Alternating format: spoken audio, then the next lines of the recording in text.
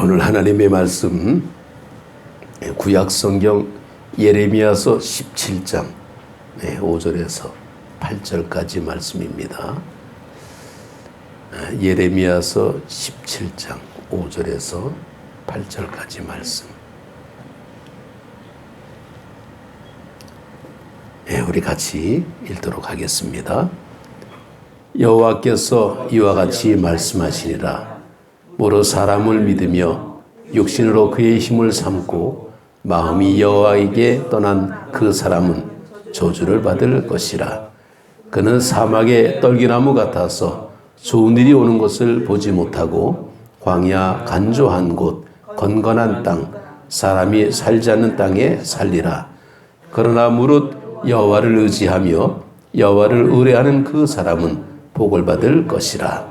그는 물가에 심어진 나무가 그 뿌리를 강변에 뻗치고 더위가 올지라도 두려워하지 아니하며 그 입이 청정하여 가무는 해에도 걱정이 없고 결실이 그치지 아니함 같으니라.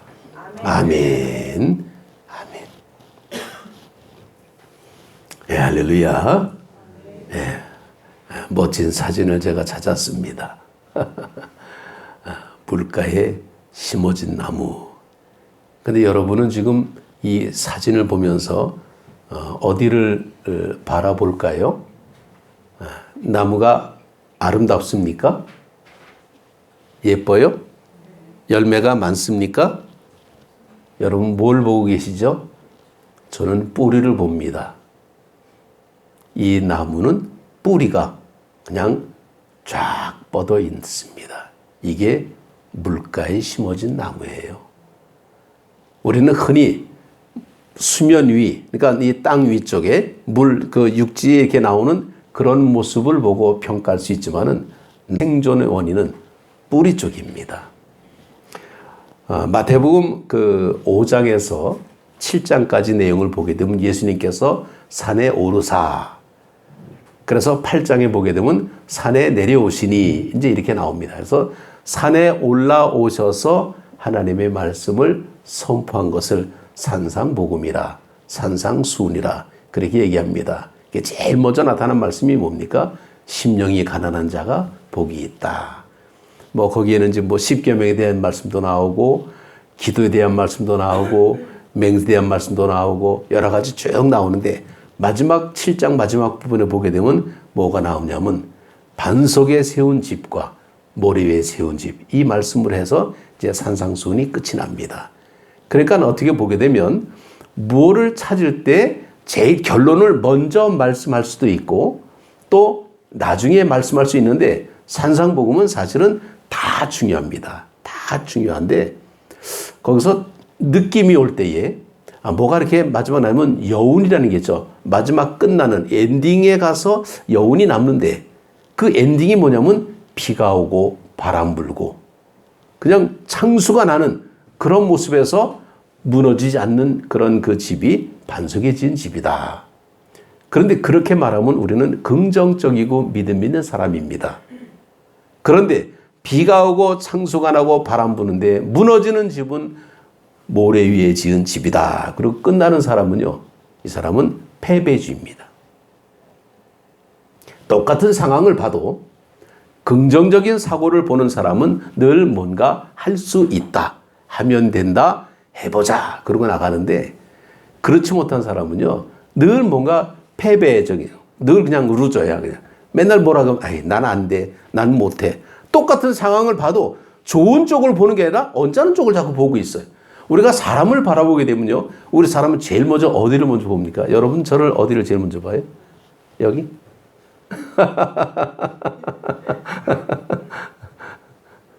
누구는 기분 나쁘게 키보더라고. 꼭 봐도 꼭 자기하고만 봐 그냥. 근데요, 관심 있는 부분을 봅니다. 사실은요. 미용사들은 뭘 봐요? 머리만 보고 다니죠. 그 옷장사들은 뭡니까? 옷만 보고 다녀. 신발 장수는 신발만 보고 다녀요. 우리 같은 사람한테 어디 찾아오라 그럴 때요, 가게가 어디 있고 슈퍼가 어디 있고 이런 거 아무리 해봐도 소용없어. 그 옆에 어떤 교회가 있다 그러면 다 찾아가. 우리는 관심이 교회에 있어요. 뭐 장로교회든 감리교회든 그냥 교회다 그러면 이단만 아니면 돼. 뭐 이단도 우리는 아니까. 다 찾아갑니다. 이게 우리의 모습인데 이 산상순, 산상복음의 결론 말씀 볼 때 뭐냐면 마태복음 7장 26절, 27절에 이렇게 나옵니다. 누구든지 나의 말을 듣고 행치 아니하는 사람은 누구나 자기 집을 모래 위에 지은 자요 결국 무너지고 말리라. 이건 뭡니까? 뭔가 우울한 말씀이에요. 그러면 우리가 예수님도 왜 이렇게 우울하게 말씀하실까? 좀 더 그냥 이걸 좀 바꿔서 말씀하시지. 근데 의도가 계셨다라는 겁니다. 예수님은요, 뭘 이렇게 해드려도 우연이 없다. 다 하나님의 계획 속이니까 다 이것은 뭔가 근거가 있는 말씀으로 우리에게 지시하고 있는 겁니다. 이건 뭘 의미하냐면 믿음이 없는 사람은 이 말씀을 아예 듣질 않아요. 아예 외면합니다. 근데 믿음이 있긴 있는데 조금 믿는 사람, 이런 사람 이 말씀은 치명적으로 들립니다. 아픔이 있는 사람이 듣는 얘기하고 아픔이 없는 사람이 듣는 얘기하고는 전혀 느낌이 다르다 그러죠. 요즘 썩 좋은 어떤 얘기는 아니지만 어쨌건 육군사관학교 홍범도 장군에 대한 얘기가 막 나오잖아요. 육사에서 본이 되냐 안 되냐 막 그러고 하는데 젊은 세대는 별로 인정을 못해. 이해를 못합니다. 우리하고는 청산이 져도 그게 뭐야? 옛날에 일어난 일이지. 근데 나이 드신 어르신들은요, 가슴이 끓어. 이게 무슨 일이야, 이게. 얼마나 일본한테 학대를 당했는데 이게 가슴에 맺혀 있거든. 똑같은 얘기를 들어도요, 경험이 있는 사람은요, 울분을 토합니다. 6.25 전쟁을 겪은 세대하고 겪지 않은 세대하고는 느낌이 달라요. 전쟁 얘기 나오면 우리는 그 사람을 아시나요? 노래만 나오면 눈물이 글썽글썽해가지고 막 우리 옛날에 그랬는데 지금 세대는 6.25 옛날 보릿고개가 뭔지 이해를 못해. 느낌이 다르기 때문입니다. 틀린 게 아니에요. 느낌이 다를 뿐이죠. 믿지 않는 자들은 자기의 어떤 행함이나 육신으로 받은 열매는 주님과 아무 상관이 없는 그런 모습으로 나옵니다. 그래서 무릇 사람을 믿으며 육신으로 그의 힘을 삼고, 사람을 믿는다 그러잖아요. 예레미야는 뭡니까? 선지자입니다. 예레미야 선지자가 이런 말씀 하실 때에는 그때 당시는 사람들이 사람을 믿고 있었다는 거예요. 하나님을 믿어야 되는데 사람을 믿어. 그럼 어떤 사람을 믿습니까? 돈 많은 사람, 빽 있는 사람, 권세 있는 사람, 이런 사람을 믿는 거예요. 그러면 다 해결될 줄 알았죠. 그런데 마음이 여호와에게서 떠난 그 사람은 저주를 받을 것이라. 그러면서 사막의 떨기나무 같아서 좋은 일이 오는 것을 보지 못한다. 좋은 일이 온다. 우리에게 가장 좋은 일이 뭘까요? 믿는 자들에게, 기독교인들에게 가장 좋은 일은 뭡니까? 로또 당첨입니까?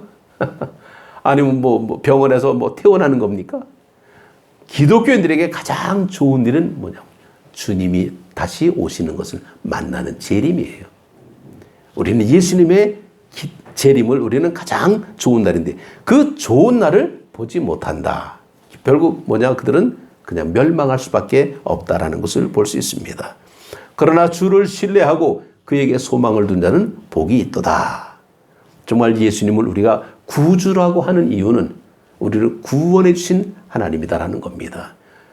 구원이라는 이 표현의 모습이 좀 옛날 표현 같고 요즘 시대에 맞지 않는 것 같고 그래도요, 곰곰이 생각하게 되면 너무너무 얼마나 짜릿짜릿한지 몰라요. 야, 구원? 내가 구원 받았나?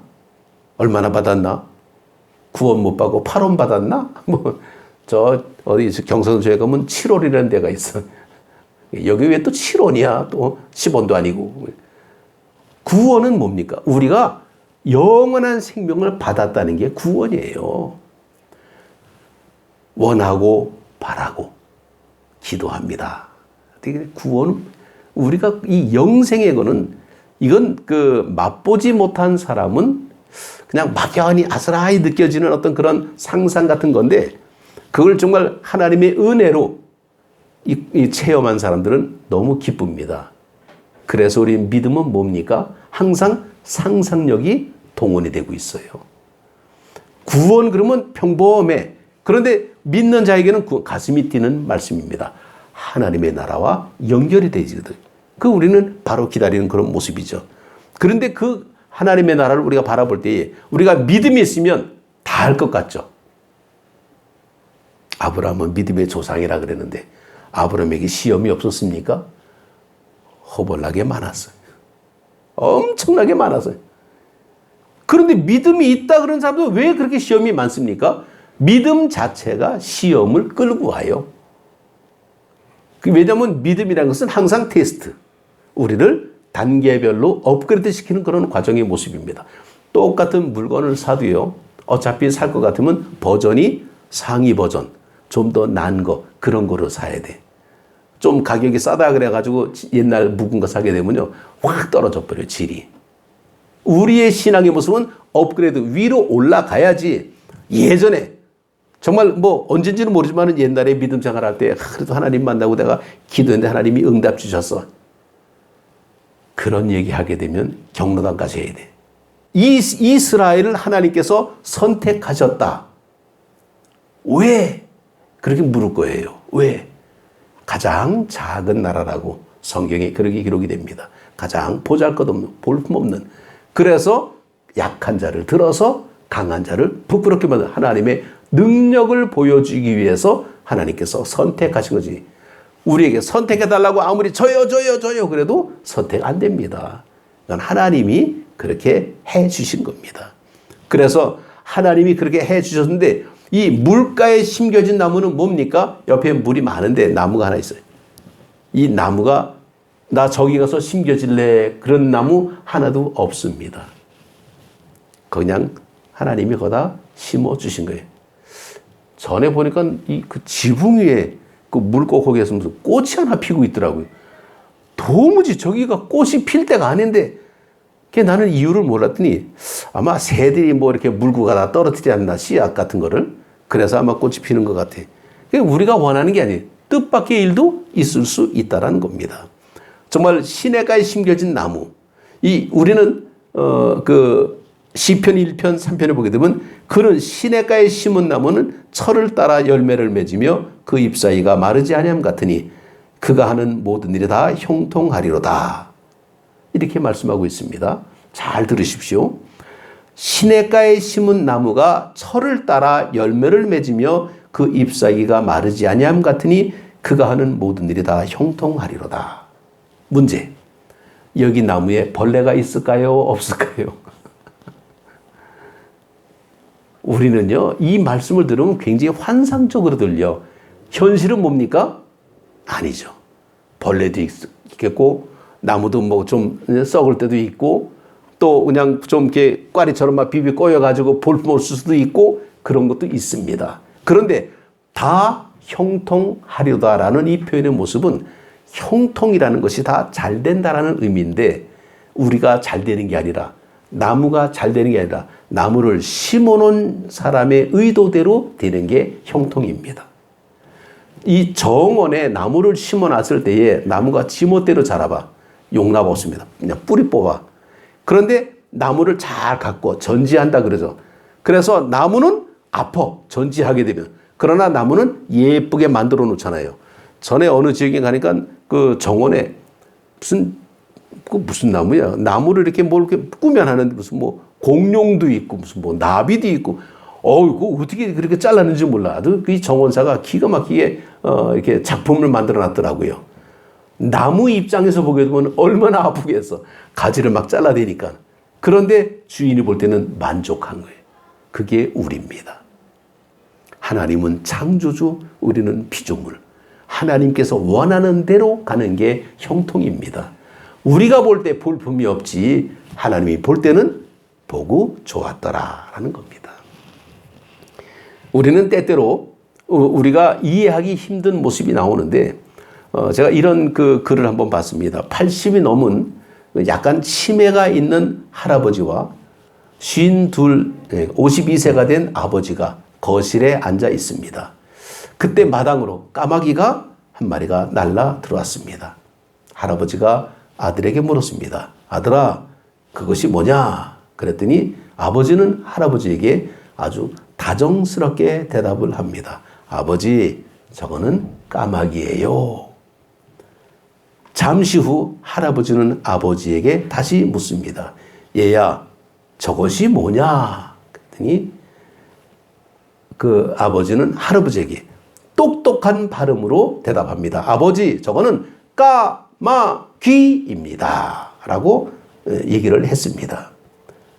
또 시간이 지나서 할아버지가 아버지에게 또 묻습니다. 얘야, 저것이 뭐냐? 이번에는 아버지가 큰 소리로 할아버지께 대답합니다. 까마귀요! 까마귀! 그때 할아버지는 고개를 끄덕끄덕하면서 알겠다. 그리고 대답을 합니다. 그런데 조금 후에 할아버지가 또 묻습니다. 얘야, 저것이 뭐냐? 그랬더니 아들이 아주 짜증이 난 만큼 아, 글쎄, 까마귀라니까! 라면서 퉁명스럽게 대답을 했습니다. 할아버지는 잠시 방에 들어가서 뭔가 한가를 책을 또 들고 들어왔는데 그것은 오래된 할아버지의 일기장이었습니다. 할아버지는 그 일기장을 한쪽을 펴고 아들에게 읽어보라 라고 이제 보여줬습니다. 그 아버지는 그 할아버지가 준 그 일기장을 이렇게 보면서 거기 보니까 이렇게 쓰여 있는데 오늘은 까마귀 한 마리가 마당에 날아와 앉았다. 내 4살 박이 내 아들이 그 까마귀가 신기했는지 저게 뭐야 하고 물었다. 나는 응, 까마귀란다라고 대답해 주었다. 녀석은 많이 신기했나 보다. 그 예쁜 입으로 23번이나 물었다. 나는 너무 귀여워서 무릎에 아들을 앉히고 23번을 대답해 주었다. 똑같은 대답을 23번 했지만 난 아들과의 대화가 행복했다. 사랑하는 내 아들.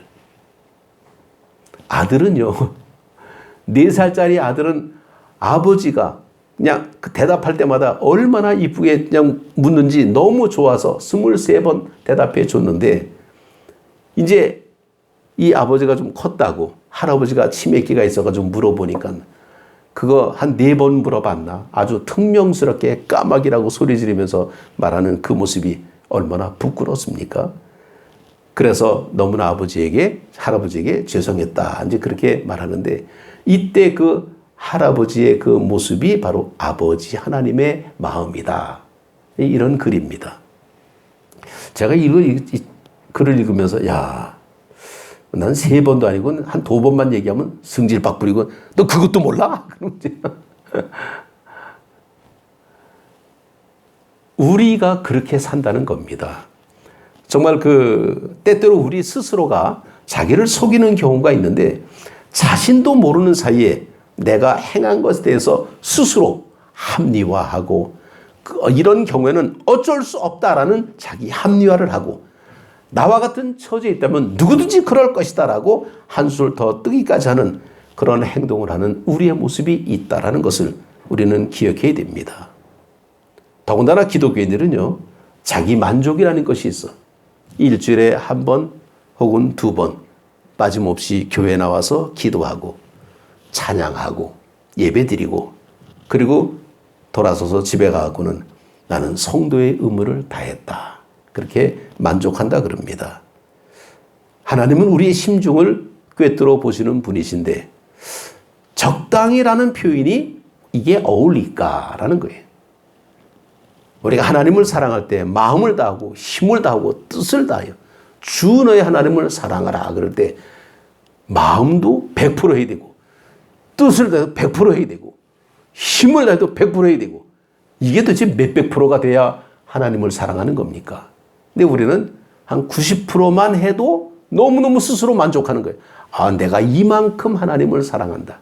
근데 하나님은 그거 가지고는 만족하지 않으신다라는 것을 우리는 알아야 됩니다. 그거는 자기 만족이지 하나님의 만족은 아니다라는 거죠. 누군가가 음식을 해가지고 와서 이제 음식을 딱 먹으라 그러는데, 먹는 사람이 맛있다 그러면서 그냥 어떻게 솜씨가 좋은지 막 참 먹으면 만든 사람이 얼마나 기분 좋겠습니까? 물론 뭐 재료고 뭐고 뭐 여러 가지 뭐 다 조건이 있겠지만은 그래도 일단 기분만큼은 좋겠죠. 근데 그걸 먹으면서 젓가락으로 깨작깨작 이것도 음식이라고 이게 뭐 손가락을 했냐 발가락을 했냐 이래가면서 타박을 하면서 먹게 되면 먹지 마! 말씀드려 버리겠죠.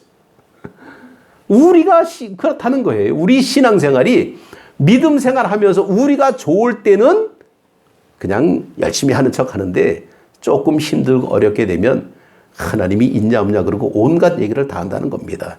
이런 형식적이고 줄기찬 이런 예배를 드리는 우리가 이미 길들여져 있고 그만큼 습관화되어 있고 타성에 젖어 버리다 보니까 애진간한 얘기가 와도 너도 그때 되면 너도 다 똑같아. 그리고 넘어간다라는 거예요. 점점 무뎌지는 우리의 신앙생활. 그러다 보니까 다른 사람들이 교회 다니나 안 다니나 뭐 너나 나나 다 똑같다. 하나님이 있냐 없냐 하고 똑같은 거예요. 우리가 왜 그럴까? 믿음이 있는 우리가 열심히 믿음 생활 하려고 하는데 왜 안 믿는 사람하고 왜 똑같이 그렇게 나갈까라는 거예요. 오히려 더 할 수가 있어요. 근데 무슨 차이가 있는지 아십니까? 여러분 이거 우리가 잘 알고 신앙생활 해야 돼요. 믿음 생활 교회 열심히 다닌다고 어려움이 없는 거 아닙니다. 교통사고 날 수도 있고요. 나는 안전운전해도 누가 와서 들이받을 수도 있습니다. 뭐 재수가 있네 없네 그런 얘기 하지 말고 믿는 자들은 한 가지 다른 사람이 안 믿는 사람하고 다른 게 있는데 중요한 건 뭐냐면 하나님이 우리와 함께 하시다라는 거예요. 내가 너와 함께하마 임마누엘 이게 우리의 믿음의 굉장한 상상력을 일으킨다라는 거죠. 어떤 제가 아는 분이 전화가 왔습니다. 뭐 돈이 좀 부족하다 그래갖고 뭐 계좌를 좀 보내달래. 그래서 내가 보내줬습니다. 꼭 갚어. 그러고 보내줬어요. 그거 보내줄 때는 뭡니까? 안 갚아도 어쩔 수 없는 거예요. 보내줬어요. 그랬더니 안 갚고 있는 거예요. 그래서 왜 안 갚아? 그랬더니 갚을게요. 난 믿고 기다리는 겁니다. 근데 시간이 점점 지나. 그래서 잊어버린 줄 알았더니 나중에는 더블로 와.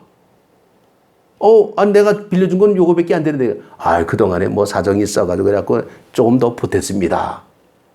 이 관계가 뭡니까? 이게 믿음이라는 관계죠. 빌려주고 빌려받고 하는 이 관계. 그런데 사실은 모르는 사람 같으면 안 주죠. 모르는데 내가 어떻게 줘? 믿을 수가 없는데. 하나님을 우리가 믿는다 그러면요. 지금 상황이 언짢은 상황이 되더라도 하나님이 해 주시겠지. 왜? 나와 함께 하시니까. 이게 믿음이에요. 함께 하시는 하나님의 모습. 우리는 늘 하나님 앞에 기도합니다. 늘 하나님 앞에 기도 열심히 합니다. 근데 기도의 응답의 모습에 있어서는 다들 착각하고 올 때가 많아요. 그게 뭐냐면 기도는 우리의 간절한 바람입니다. 그 간절한 바람이 이루어지든 안 이루어지든 우리는 하나님 앞에 기도해야 되는데 자꾸만 기도하다 보니까 그게 진짜처럼 느껴질 때가 있어. 물론 그것을 은혜라고 얘기할 수도 있겠지만은 착각이라고 볼 수도 있습니다.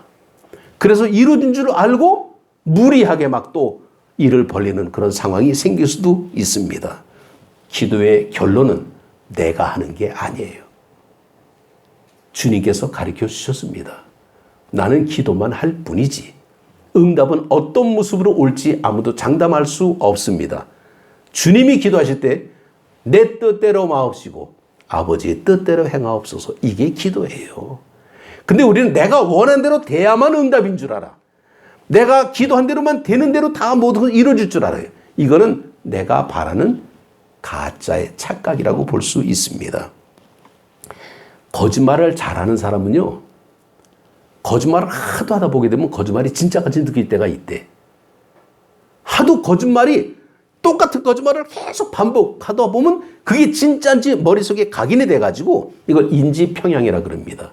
그래서 이 진실 착각 효과가 나타난다 그럽니다. 분명히 아닌데 이 사람은 바득바득 우깁니다. 목숨 걸고 우겨. 그거 왜 그럴까? 그랬더니 이게 진실 착각 효과라 그래서 거짓을 갖다가 자꾸 반복하다 보면 이게 것이 진짜처럼 착각돼가지고 인지돼서 진짜로 안 되는 거예요. 믿음 생활의 모습은 착각이 아닙니다. 위탁입니다. 그런데 어떤 사람에게 위탁합니까? 믿을 만한 사람에게 위탁해야지. 내가 누구한테 투자할 때 믿지 못한 사람한테 투자합니까? 그거는 바보겠죠. 내가 믿을 만한 사람, 물론 투자 자체가 무리가 있을 수 있어. 무리수가. 내가 원하될 수도 있고 안 될 수도 있습니다. 나는 뭐 주식 그런 건 안 하니까. 난 잘 모르지만은, 그러나 중요한 것은 뭡니까? 믿음은 뭡니까? 내가 믿고 의탁하는 거예요. 신뢰가 이게 동반되지 않으면 믿기가 어렵습니다. 하나님은 사람의 마음을 귀중히 여기기 때문에 우리의 모습을 꿰뚫어 보시는 하나님의 모습을 우리가 속일 수가 없습니다. 그래서 이 부자가 예수님께서 성전에 이렇게 앉아 계실 때 부자가 하나님 앞에 드리는 헌금과 가난한 이 과부가 드리는 2렙돈, 이거 비유의 말씀이 나올 때에 왜 많이 드린 그 부자를 칭찬한 것이 아니라 적게 드린 과부를 칭찬했을까? 하나님은 돈의 양을 본 것이 아니라 그 마음의 중심을 보셨다 그랬죠. 하나님의 마음을 왜곡하지 마십시오. 조금 냈다 그래가지고 난 과부도 조금 내는데 뭐 이걸 포장했고 자기 합리화시켜버리면 절대로 안 됩니다. 우리의 진실된 모습이 하나님 앞에 전달될 때 하나님은 칭찬해 주시는 겁니다. 그래서 이 종의 모습이 나오게 되면 종은 주인의 뜻을 정확하게 파악하고 일을 하는 종이 상급을 받습니다. 주인의 명령에 전심으로 순종하는 종에게 더 많은 칭찬의 보상이 있습니다. 그래서 선한 종은 주인에게 진심을 바쳐서 일을 하고 잘못이 있을 때는 이실직고하며 게으름 피우지 않습니다. 무슨 일을 하든 어디 있든지 우리 주인이 즐거워할 일을 찾는 데 노력하며 어려운 일이 있어도 하고 하는 것이 선한 종의 모습입니다. 왜냐하면 그 이유는 따로 있어요. 내가 부족한 부분은 주인이 알아서 해 주시겠지라는 믿음이 있기 때문이에요. 이 믿음 관계가 없으면 반역하게 되죠. 두고 보자. 너 잠잘 때 내가 너 죽인다. 이 아주 무서운 일이 생길 수도 있습니다. 그러나 주인과 종의 이 관계가 굉장히 신뢰 관계가 되면 정말 뼈 빠지게 헌신하고 봉사하고 이런 모습도 당연하고, 주인은 그 모습을 받아만 먹는 게 아니라 고마워서 갚아주는 관계, 이런 모습이 성경에 나오는 종과 주인의 관계 모습입니다. 그래서 마태복음 25장 21절에도 그 주인에 대해 잘하였도다 착하고 충성된 종아, 내가 적은 일에 충성하였음에 내가 많은 것을 내게 맡기리니 내 주인의 즐거움에 참여할지어다 라면서 이 적은 일에 충성했지만은 많은 것을 내게 주겠다. 이게 주인의 마음이죠. 아버지 하나님의 마음으로 우리가 볼 수 있습니다. 이 초대교회 때는 정말 사도행전 4장 33절을 보게 되면 사도들이 큰 권능으로 주 예수의 부활을 증언하니 무리가 큰 은혜를 받아 하는 말씀이 나옵니다. 사도들이 큰 권능으로 주 예수의 부활을 증언하니 무리가 큰 은혜를 받았다. 여기서 그 은혜라는 이 말을 이제 헬라 말로 이제 카리스라 그러는데, 이 카리스는 카라라는 명사에서 파생된, 이 카라는 기쁨이에요. 이 기쁨이라는 카라에서 파생된 명사가 되는데, 은혜가 되는데, 이 은혜를 받았다라는 것은 바로 뭐냐면 하나님의 선물을 받고 기쁨이 충만한 상태가 은혜 받았다라는 거예요. 우리가 예배를 통해서 하나님 앞에 은혜 받았다 그러면 내 귀가 즐겁든지 내 마음이 흐뭇하든지 아마 그러면 은혜 받았다 그러겠죠. 그러나 정확한 표현은 뭐냐? 하나님의 선물을 받고 기쁨이 충만하다가 은혜의 뜻입니다. 그러면 그 선물이 뭐냐라는 거예요. 1세기 예루살렘 교회의 모습을 보게 되면 사도의 가르침을 받고 서로 교제하고 떡을 떼며 오로지 기도에 힘썼다라는 말씀이 나옵니다. 사도의 가르침을 받아야 온전한 공동체가 되지, 그렇지 않으면 중구난방이 됩니다. 이 사람 이렇고 저 사람 저렇고, 특히 초대교회 때는요 상당히 많은 혼란이 있을 때입니다. 왜냐하면 예수님은 안 계시고 제자들, 사도들이 남아있을 그때니까. 근데 그 사도들은 뭡니까? 예수님에게 직접 교육을 받은 정말 사도들의 모습이죠. 보냄을 받은 사람들입니다. 그래서 그들만이 사도지 그 이후는 제자라 그럽니다. 제자와 사도는 달라요. 예수님에게 직접 하나님의 말씀을 배우고 훈련된, 그게 오리지널이라는 겁니다. 그래서 그들의 말씀을 잘 배우고, 그래서 그들이 그 교제하고, 이 교제는 코이노니아는 정말 마음을 다해서 서로가 교통하는 거예요. 뭐 이렇게 그냥 가식적으로 이제 계산적으로 이렇게 딱 선거 놓고 내가 이만큼 하니까 너도 이만큼 나한테 해라. 내가 이만큼 줬으니까 너도 이만큼 줘야 돼. 조건적이 아니라는 겁니다. 그냥 주고 또 주고. 이게 정말 친교의 모습이었죠. 또 떡을 떼는 공동체에 기도하는 곳, 이 떡을 떼는 것은 성찬의 모습이고 기도하는 것은 이건 기본적인 바탕의 모습입니다. 그래서 이 기도라는 그 내용이 나올 때에 이 그 헐버트 조지 윌스라는 사람이 이 사람은 이제 영국의 소설가인데 이 사람이 대주교의 죽음이라는 단편을 썼습니다. 근데 거기에 이런 글이 나옵니다. 대주교는 그날 저녁에도 습관처럼 성당에서 기도를 했습니다. 그는 매일 똑같은 기도를 반복했습니다. 언제나 시작되는 기도문에서 오 전능하신 아버지 하나님 하고 기도를 시작했습니다. 그러던 어느 날 하늘에서 갑자기 오냐 무슨 일이냐 라면서 하나님의 음성이 들렸습니다. 그 소리 들은 대주교는 그 자리에서 심장마비로 죽었습니다.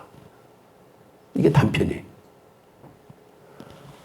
똑같은 기도문을 써가지고 매일같이 반복해서 오 전능하신 하나님 아버지라고 기도했는데 정작 하나님이 오냐 무슨 일이냐라고 대답하니까 놀래서 죽었다는 거예요. 그럼 이 기도가 무슨 기도입니까? 습관적인 기도였어요. 믿음의 기도가 아니라는 거죠. 하나님의 살아계심을 우리가 믿는다면 한마디 한마디가 상당히 소중하고 그 한마디 한마디가 얼마나 진실된 모습인지 우리는 알아야 됩니다. 그냥 거품처럼 대충 아무렇게나 그냥 사탕발림처럼 그냥 듣기 좋은 말만 이렇게 하고 이게 말씀이 아니에요. 정말 내가 원하는 그런 말씀은 내가 듣고 싶은 말씀이 아니라 하나님이 하시고자 하는 말씀을 듣는 겁니다. 내가 오늘 하나님의 말씀을 무슨 말씀을 들을까? 아, 하나님 나는 이런 말씀을 좋아하는데 어떻게 사람이 자기 좋은 것만 먹고 살아? 좀 자기가 싫은 것도 먹고 살아야죠. 근데 그게 오히려 더 몸에 더 좋을 수가 있다라는 거죠. 쓴 약이 몸에 더 좋다는 것처럼 하나님의 말씀은요, 우리가 상상하는 그 이상의 것을 하나님께서 책임져 주십니다. 이걸 믿음으로 고백하는 것이 믿음입니다. 할렐루야. 이 믿음이 우리의 삶 가운데 정말 옮겨질 때에 우리는 눈을 떠보니 물가에 심겨진 나무는 내가 심고 싶어서 심는 게 아니라 하나님이 그렇게 심어 주십니다. 그리고는 뭡니까? 물이 옆에 있잖아요. 하나님이 언제나 우리와 함께 하신다 라는 그런 말씀이죠.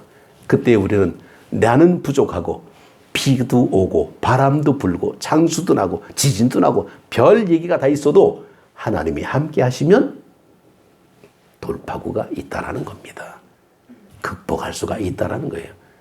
우리는 여기서 평가할 수가 없습니다.